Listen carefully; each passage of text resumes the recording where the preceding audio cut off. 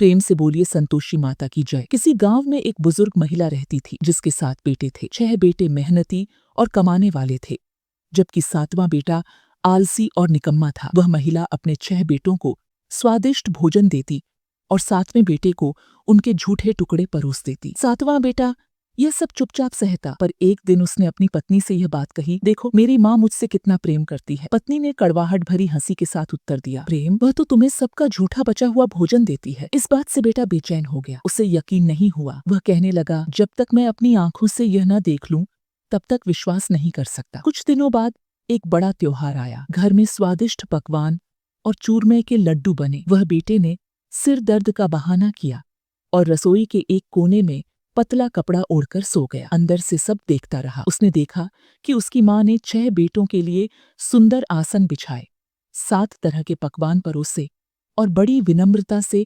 आग्रह कर करके उन्हें खिलाया। जब वे खा चुके तो उनकी झूठी थालियों से बचे लड्डुओं को समेटकर उसने 7वें बेटे को पुकारा, उठ बेटा, तेरे भाइयों ने भोजन कर लिया, अब तू भी खा ले। ये देख वह फूट फूट कर रो पड़ा। गुस्से और दुख में उसने घर छोड़ने का निर्णय लिया। पत्नी को अपनी अंगूठी देकर वह उससे निशानी मांगी। पत्नी ने गोबर भरे हाथ से उसकी पीठ पर थपकी दी और कहा, यही मेरी निशानी है। वह बेटा दूर देश में जाकर एक साहूकार के यहाँ काम करने लगा। अपनी ईमानदारी और मेहनत से वह सभी नौकरों में सबसे आगे निकला। साहूकार ने उसे कुछ ही महीनों में अपना साझेदार बना लिया। 12 वर्षों में वह नगर का सबसे बड़ा सेठ बन गया। उधर उसकी पत्नी का जीवन और भी कठिन हो गया। सास ससुर ने उसे दिन रात काम में झोंक दिया। उसे जंगल से लकड़ी लानी पड़ती और भूसी की रोटियां व नारियल के फूटे खोपरे में पानी दिया जाता। एक दिन लकड़ी लाते समय उसने कुछ महिलाओं को संतोषी माता का व्रत करते देखा। उसने उनसे इसका विधान पूछा। उन्होंने बताया, यह व्रत